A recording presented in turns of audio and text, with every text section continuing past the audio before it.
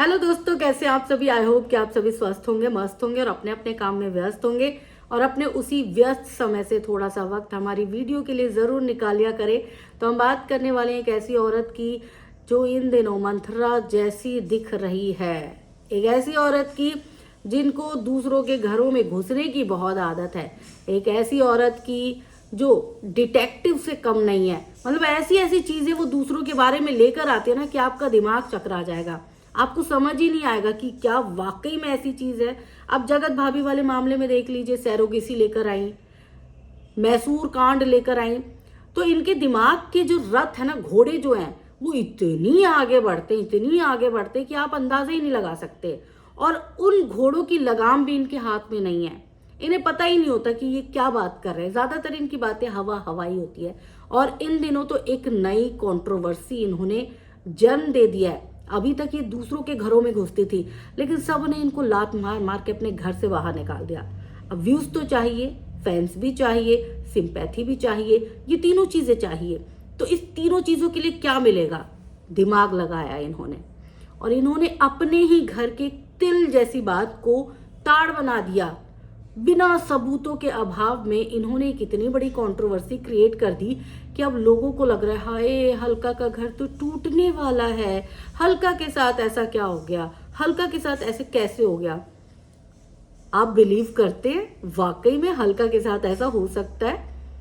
हल्का जो दूसरों के घरों से कैसी कैसी बातें निकाल के लाती है, जड़ से निकाल निकाल के खोद खोद के चीजें लाती है, उसके अपने घर में ये हो सकता है?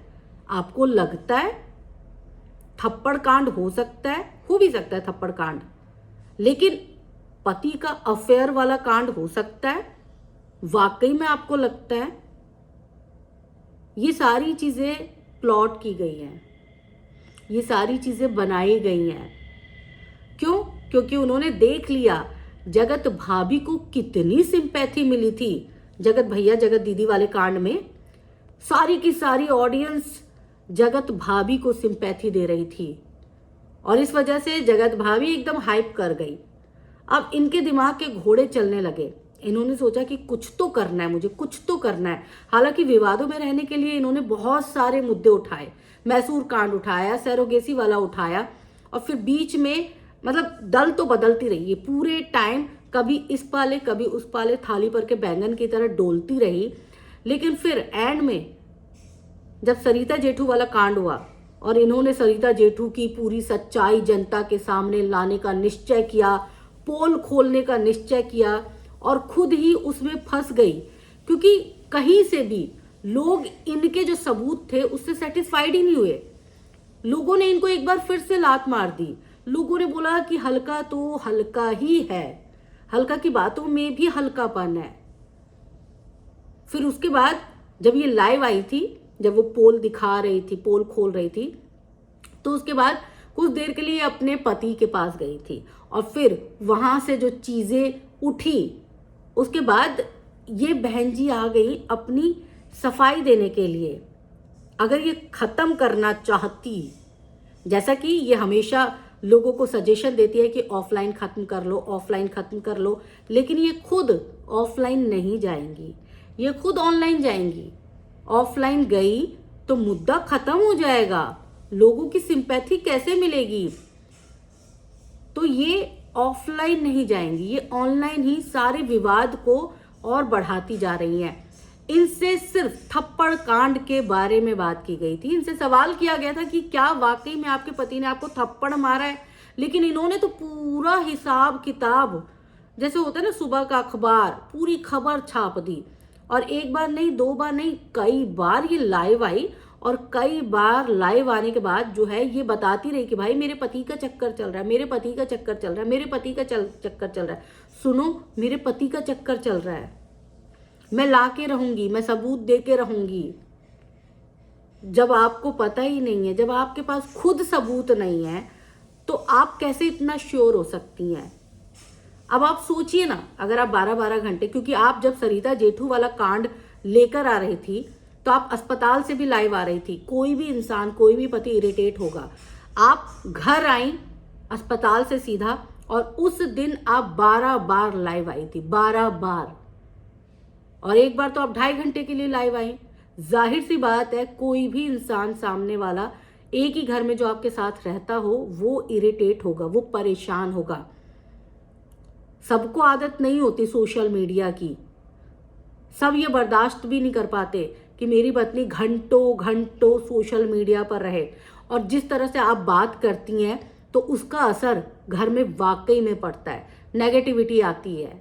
आप जिस तरह से बिलो द बेल्ट जाके बात करती हैं तो वो नेगेटिविटी आपके पति को बर्दाश्त नहीं हुई और पति से बहस हो गई, और आपने हालांकि बाद में सफाई दी, लेकिन फिर आपके दिमाग के घोड़े चले और आपने सोचा कि यार क्यों ना मैं इस विवाद को तिल का ताड़ बना दूं, क्यों ना इस विवाद को मैं इस बात से जोड़ दूं कि मेरे पति का कहीं अफेयर चल रहा है। अभी रिसेंटली में ही जगत भैया जगत भाभी वाला केस सबको पता है, तो मेरी भी नैया इसमें झूमने लग जाएगी, मेरा भी इसमें कल्याण हो जाएगा।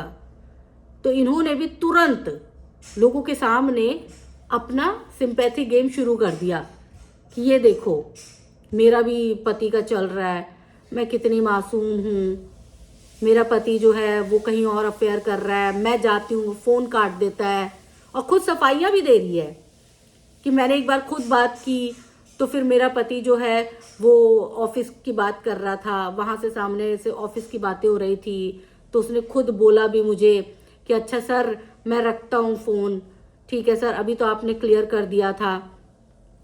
फिर भी ये इस मुद्दे को घुमा रही है, इस मुद्दे पे सिंपैथी ले रही है। आप इसके शॉर्ट्स देखिएगा, शॉर्ट्स में ये किस तरह से चीज़ें लिख रही है, मैं उसको छोड़ूंगी नहीं, वो मेरा घर उजाड़ रही है। अरे पहले इनको खुद तो कंफर्म हो जाए कि कोई है जो इनका घर उजाड़ रही है, या खुद यही है जो अपना घर उजड़वा रही हैं और खुद अपने हाथों से तोड़ रही हैं। इस तरह की लाइनें डाल के ये लोगों से सिंपैथी लेने की कोशिश कर रही हैं। अगर वाकई में कुछ होता तो इतनी हिम्मत दिखाई थी ऑफलाइन जाती, ऑनलाइन आने की जरूरत ही नहीं थी। इनके फैंस इनको खुद बोले कि भाई घर का मामला घर में निपटाओ, छीछल इधर मत करो, लेकिन नहीं, ये जनता से आके एक एक बात कहेंगे। आज मेरे पति ने मुझे चाय नहीं पीने दी, आज मेरा पति मेरे साथ खाना नहीं खा रहा था, आज मेरा पति मेरे साथ जा नहीं रहा था, देखो कितने हंसते खेलते परिवार को उजाड़ दिया लोगों ने। वो औरत, ये औरत, अलाना औरत, फलाना औरत। शक का बीज अगर किसी के दिमाग में घुस जाए तो वो बीज फिर पौधा बन जाता है, और ये तो लगातार खाद पानी देती हैं। कुछ नहीं भी हो तो ये इतना बड़ा बना देती हैं, तो सोचिए अगर कुछ होगा तो ये क्या ही बवाल करेंगी। तो खैर हम ये चाहते हैं कि कुछ ना हो, इनके दिमाग का वो शक ही हो। लेकिन अगर ये इनके दिमाग का शक नहीं है, ये इनके द्वारा बनाया गया स्टोरी है, स्क्रिप्टेड है, तो फिर भैया जी फैंस आपका क्या हाल करेंगे, आपको हल्का बना देंगे। वाकई में भाई सोचने वाली बात है। अलका जी आप अपने घर पर ध्यान दीजिए, जन सेवा करते करते अपने घर की सेवा मत भूलिए। आपकी फर्स्ट प्रायोरिटी आपका घर है। आप जब लाइव में या वीडियो बनाते इतनी नेगेटिव बातें कर लेते हैं कि वो नेगेटिविटी आपके घर में भी आ जाती है, आपके खुद के भी अंदर आ जाती है। तो इस बात से मैं आपके सहमत हूँ कि मैं 2 महीने से सिर्फ एक्स्ट्रा मैरिटल अफेयर कर रही हूँ, तो शायद उसका प्रभाव पड़ा है कि मेरे दिमाग में शक आ गया। जब आपको खुद लग रहा है कि शक है तो आप उसको पुख्ता कर लीजिए पहले, तब सोशल मीडिया पर लाए। आपने तो अपने पति को एक तरह से बदनाम कर दिया है। अब लोगों की नज़र में आपका पति जो है बेवफा हो गया है। भले ही वो पाक साफ हो, भले ही आपके दिमाग का शक हो, लेकिन एक तरह से आपने अपने पति पर इल्ज़ाम लगा दिया है। अब ये बताइए कि रिश्ते कैसे सही होंगे, है ना? नहीं होंगे ना रिश्ते सही। रिश्ते अगर आपको सही करने हैं तो आप ना ऑनलाइन ना करके ऑफलाइन करें, अपने पति के साथ करें, जमाने को क्यों दिखाना। ठीक है, उम्मीद करती हूँ कि आप मेरी बातों का बुरा नहीं मानेंगे, और अगर आपको सही लगता है, अगर लगता है कि आपकी छोटी बहन आपको बोल रही है, तो आप प्लीज़ ऑफलाइन अपने मामले सुलझा लीजिए। जगत भैया के पैटर्न पर मत चलिएगा। वाकई में अगर ये सारी चीज़ें हैं भी तो भी अपने पति को अपने पास रखने की हिम्मत एक औरत रखती है, और आप तो जाके छीन झपट के दूसरों का पति भी ले आए। आपका तो अपना पति है बेचारा, तो प्लीज़ ध्यान रखिएगा अपना।